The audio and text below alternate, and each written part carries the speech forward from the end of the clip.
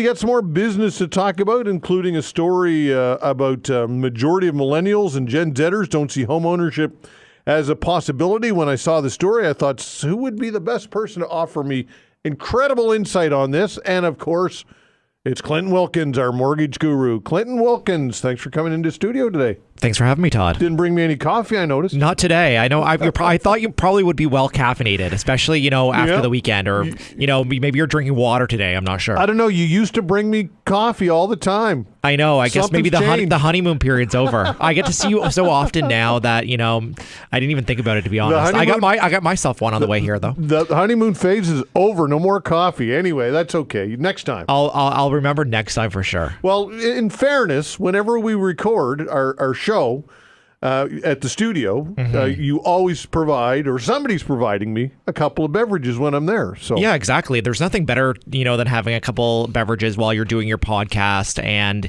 I think, for us, it's just a little bit of a social hour as well. We get to do an hour that our listeners here on CityNews get to listen to, and we, talk about mortgage lending, homeownership, and, what's going on in the economy and things like this. And I think it's a good time. It's like we're doing it in the evening, and, we're celebrating with people, and, we're talking about some really deep and important issues. Exactly. As well. That's right. It's Mortgage 101, your guide to homeownership, and it airs once a month on Saturday and Sunday.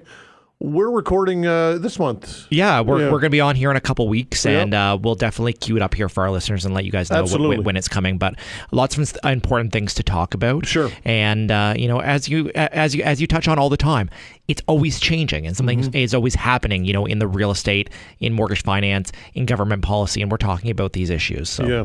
All right. So that's why I thought this is an important story to discuss.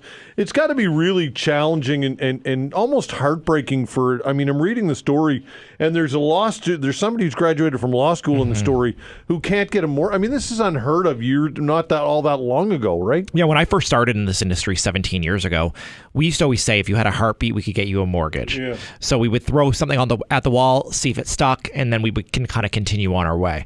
The times were different back then. We were doing 100% financing, 40-year amortizations, refinances at 95% of the market value of the home, and that's when the real estate prices were more steady. And, especially in Halifax, traditionally we saw the values being, 1%, 2%, 3% increases per year. But in areas like Ontario and BC, the real estate values really became a runaway train, kind of what's going on with inflation right now, Todd. And the federal government needed to, bring some more measures in place to slow the real estate market. And, over a series of changes and policies, things got tighter and tighter. And the pendulum now has swung basically the other way. Mm-hmm. The challenge is the real estate market still is overheated. And that's part of the reason that we want to obviously slow the inflation, and we want to bring the economy down, grind it down as much as we can. Yeah. But the real estate really still has been booming. There are certainly impacts that are being had, in Ontario and BC. There have been much deeper impacts to the real estate market now with the rates being much higher. Things are definitely slower in those provinces. In Nova Scotia, we're seeing many less sales, and there's less property still being listed. So the demand still is quite high. But the challenge is, and especially for millennials, it's very tough. And, you have to have a lot of income to qualify just to get into this real estate market, just to get into that ladder, to make your first, your first purchase. And, in Nova Scotia right now, or at least in Halifax, the average home price is over $500,000. So a household really needs to make over $100,000 or $125,000 or $150,000 a year to even qualify to get into the real estate market. And we're not talking about your dream home, Todd. We're talking about just getting into the real estate market, and then hopefully over the next series of years, you can pay down your mortgage, and hopefully your property appreciates, so you have more equity than maybe to buy your dream home at that point. But I think just to break into that, just making that first purchase, you need to have a lot of determination. You need to have a good income. You need to have good credit. And in many cases, Todd, we're seeing large family gifts to the tune of $100,000 or more, because many of these borrowers that are buying these homes are needing to put down 20% or more just to get into the real estate market. So forget high ratio insurance from the Canadian Mortgage and Housing Corporation, Sagen, or Canada Guarantee, where technically you can qualify to get a mortgage and buy a home with as little as 5% down. The challenge is you need to have even more income to be able to qualify at that level, right? Yeah. So I think that's the biggest challenge. The incomes have not paced with the increase in the property values. And of course, government policy is not going to make it easier anytime soon for borrowers to qualify. Yeah. So I really feel for first-time home buyers. It's a tough time. Yeah. All right, so my goodness gracious, what advice can you give besides save as much money as you possibly can and have a job that pays you as much as it can? Well, really, it comes down to that, doesn't it? I read an article last week that, in Toronto, people have to save for something like 37 years their income to be able to qualify to get the down payment to buy a property. Yeah. So, I think large family gifts are certainly a big impact here, Todd. And maybe you don't go in as a single person and buy a home. Maybe you need to buy a home with a +1. Maybe if you don't have, maybe you're not in a relationship, maybe you need to buy a home with a friend. A partner. Or some type of partner, right? Like a business partner. Yeah, and maybe it's not a business per se, but maybe two people go in on it. I've even had situations where I've had 3 and 4 borrowers go in on buying a home. I actually had one relatively recently. They bought a 2-unit home, and there were 4 borrowers on the mortgage and on the title. They needed it. They needed that amount of income to make it all jive. Yeah. And we did a high ratio purchase. The insurer was good with it. The bank was good with it. And they asked me, a couple extra questions. What's the relationship here? Well, these 2 are in a relationship and the other 2 were friends. So there was, 2 people in a relationship. There were 4 borrowers total. It all worked out. And financially, they even said, they're like, Clinton, this is not forever. This is just to get us into the housing market. And our goal in 5 to 10 years, either one of them is going to buy out the others, or they're going to sell this property and then maybe buy homes on their own. Yeah. So, I think you need to think about it more creatively now. And, I always say, you need to bootstrap it a little bit. It's like, how can you do it? Because otherwise you're going to be on the sidelines.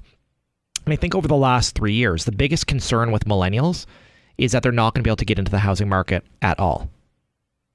So it's not about getting into the housing market today or 3 months or a year from now.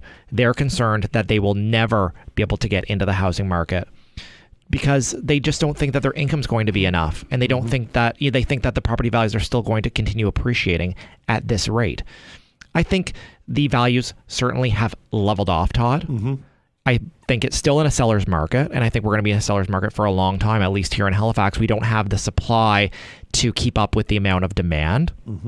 But, unless you're doing this with a +1, I think it's very prohibitive for most people to get into the housing market. And I really, really feel for first-time home buyers, they're having a hard time.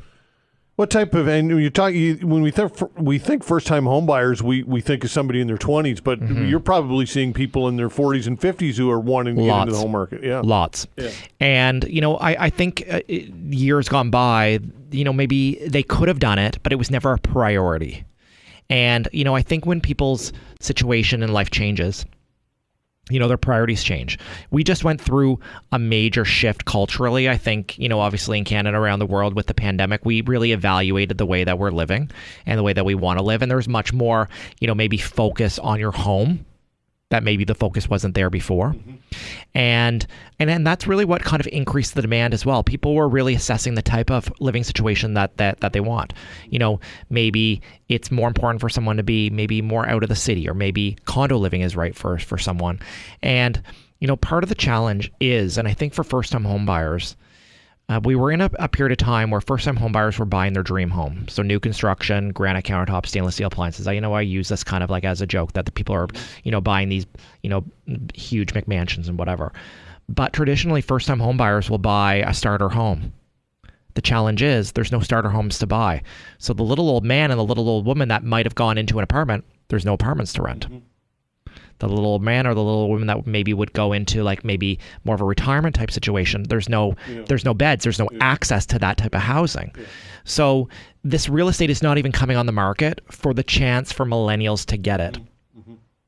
And we have a lack of inventory in every vertical, whether it is single family homes, semi-detached condos, apartments, seniors living. In every vertical of housing, at least in this city and in this province, there's supply chain issues. And until the supply is changed, we're going to still have issues with millennials getting into home ownership. But, the parents that are listening to this, you really benefited from your home property value appreciating. And that's really why we're seeing big family gifts. I'm seeing parents that are refinancing and also putting home equity lines of credit on their home to help their kids out get into the housing market. And it's not that they have money to necessarily do it. They're not writing a check in some cases. They are borrowing the money to help their kids. Yeah. Because if you don't help them, these kids are never getting into the real estate market, likely until they're going to get inheritance from you. Wow. And that's, I think, when the parents are like, okay, let's think about this logically. We benefited, so why can't we help our kids out?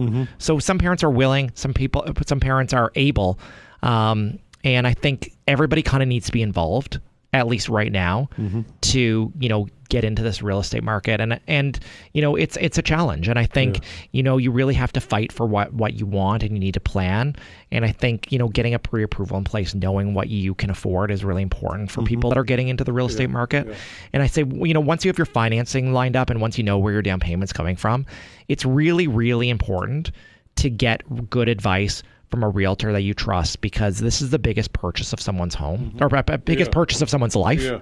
And, it's a big decision. And I think that, you really need to make sure that you're going to be protected and that you're going to make good decisions, because, this isn't something that people should do lightly, and things were happening very rapidly and quickly the last few years. So I think some of these decisions kind of went out the window, and we were kind of, just going as quickly as we can. I think now it's better to be even more planful than we were before. Right, and just to wrap up, have the conversation with the broker. Find somebody who's creative like yourself, and get somebody that you're going to trust, because 90 some odd % of people that are buying homes are getting a mortgage. So if you can't get a mortgage, I think that's your first challenge, right? I think the mortgage piece is important. Obviously, the down payment piece is going to be important. And then really work with a realtor that you're going to trust, because you're going to spend a lot more time with the realtor than you are going to be with us or whoever you're going to be getting your mortgage financing from. All right, Clinton, always great insight, and look forward to our next show. And thanks for coming into the studio as always, my friend. Thanks for having me, Todd. Happy Tuesday. I know it feels like a Monday, and I think it's going to be a busy week. Absolutely. That's Clinton Wilkins, our mortgage guru.